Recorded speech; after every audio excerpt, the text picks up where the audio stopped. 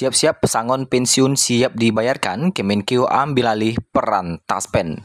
Kapankah akan mulai dibayarkan pesangon pensiun?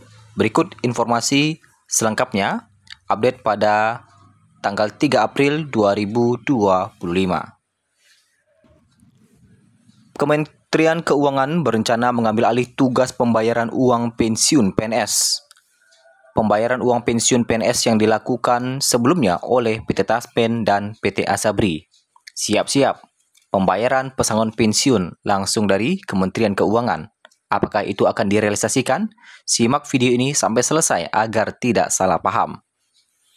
Direktur Jenderal Perbendaharaan DJPB, Kemenkeu Astera Pirimanto Bakti, dalam rapat dengar pendapat RDP dengan Komisi 11 DPR, dikutip di Jakarta pada Jumat, mengatakan peralihan tugas itu bertujuan untuk membangun proses bisnis yang lebih efektif, efisien, dan produktif. Mengingat banyak sekali fungsi kami yang kurang lebih sama dengan apa yang dilakukan oleh Taspen dan Asabri, maka ke depan kami berencana yang melakukan pembayaran tetap melalui mitra. Tapi alih-alih dari Taspen, yang melakukan adalah kami DPJB, kata Astera. Dengan skema itu, maka ada satu proses pembayaran yang diefisiensikan dari proses existing. Sebelumnya, proses pembayaran existing terdiri dari 4 tahapan. Pertama, Taspen dan Asabri bertugas melakukan verifikasi jumlah penerima pensiun setiap bulan. Setelah proses verifikasi dan validasi, data tersebut disampaikan kepada DJPB, Kementerian Keuangan. Kemudian, DJPB melakukan pengecekan administratif, termasuk persyaratan yang harus dipenuhi.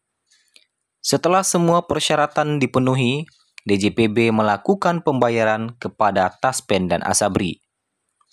Selanjutnya, Taspen dan Asabri melakukan overbooking karena penerimaan pensiun umumnya telah memiliki channel pembayaran melalui mitra, baik perbankan, pos, maupun mitra kerja lainnya. Channel pembayaran ini mencakup perbankan, pusat himbara, dan BPD. Setelah itu, dana pensiun baru disalurkan kepada para penerima manfaat. Dengan peralihan tugas, maka proses verifikasi dan validasi data langsung dilakukan oleh DJPB, yang kemudian pembayaran disalurkan melalui mitra, lalu diterima oleh penerima manfaat. Sebagai catatan, aset kelolaan PT Taspen per 31 Desember 2024 tercatat sebesar 391,14 triliun. Sementara aset kelolaan PT Asabri sebesar 50,4 triliun rupiah. Lantas apa alasan utama Kemenkeu akan mengambil alih peran Taspen dan Asabri untuk pembayaran uang pensiun ini?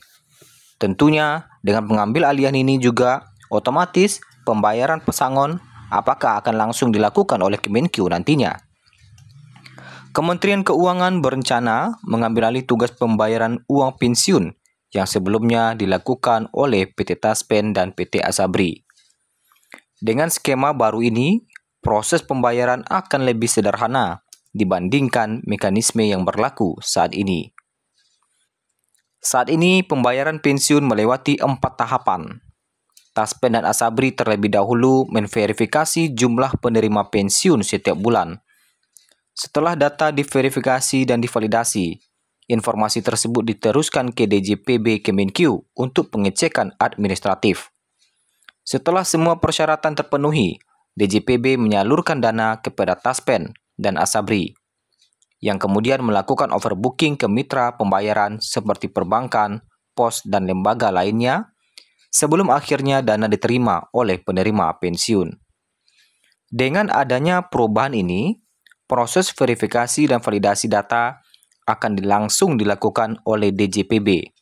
Setelah itu, pembayaran disalurkan melalui mitra tanpa perantara Taspen dan Asabri, sehingga langsung diterima oleh penerima manfaat.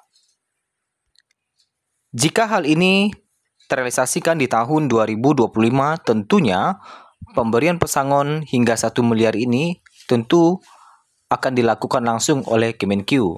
Karena berdasarkan rencana ke depan, Kemenkeu yang akan melakukan verifikasi data dan langsung menyalurkan uang ke mitra bayarnya, jadi tanpa perantara Taspen lagi. Lantas apa peran Taspen ke depannya? Tentunya Taspen nanti tugasnya hanyalah untuk memverifikasi data, untuk melakukan sinkronisasi data ya, sehingga data-data cocok antara Kemenkeu dan Taspen. Nah, setelah tugas pembayaran uang pensiun ASN diambil oleh Kemenkeu, maka PT Taspen tetap menjalankan fungsi operasionalnya, namun dengan fokus pada verifikasi data dan validasi data penerima manfaat. Sementara pembayaran langsung dilakukan oleh DJPB Kemenkeu. Nah, kalau kita lihat, berikut ini adalah tugas Taspen ke depannya setelah diambil alih oleh Kemenkeu. Taspen yang pertama adalah melakukan verifikasi dan validasi data. Taspen akan tetap bertugas untuk memverifikasi dan memvalidasi jumlah penerima pensiun setiap bulan. Kemudian yang kedua, data mirroring. Taspen akan melakukan mirroring data dengan DJPB Kemenkeu, bukan lagi pelaporan data kepada pemerintah. Ketiga, fokus pada pelayanan. Taspen tetap fokus pada pelayanan kepada peserta, termasuk pengelolaan JKK, Jaminan Kecelakaan Kerja, dan JKM, Jaminan Kematian bagi ASN. Jadi nanti fokusnya Taspen ini adalah untuk pelayanan aja lagi ya. Kemudian penyaluran dana.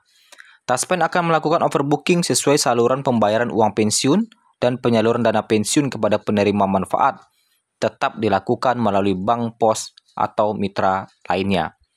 Kemudian pembayaran oleh DJPB. DJPB Kemenkeu akan melakukan pengecekan administrasi dan melakukan pembayaran kepada Taspen yang kemudian disalurkan kepada penerima manfaat. Nah, ini dulu ya. Jadi disalurkan ke Taspen, kemudian disalurkan ke mitra bayar. Nah, kalau ke depannya nanti dari Kemenkeu langsung ke mitra bayarnya. Nah, jadi fungsi pembayaran inilah uang pensiun ini yang diambil oleh DJPB Kemenkeu, sehingga Taspen tidak lagi melakukan pembayaran langsung kepada penerima manfaat. Dengan kata lain, Taspen akan bertransformasi dari lembaga yang melakukan pembayaran pensiun menjadi lembaga yang fokus pada verifikasi, validasi, dan pelayanan kepada peserta. Sementara pembayaran akan dilakukan oleh DJPB Kemenkeu. Nah, apabila ini terjadi, tentu untuk kedepannya apabila direalisasikan terkait dengan skema pesangon pensiun 1 miliar ini, tentu pembayaran akan langsung dilakukan oleh Kementerian Keuangan, bukan lagi melalui Taspen. Hanya saja sampai saat ini kita masih belum tahu kapan pembayaran pesangon skema pensiun 1 miliar ini dilakukan. Sampai saat ini masih belum kita ketahui karena aturannya pun masih belum terbit atau belum selesai.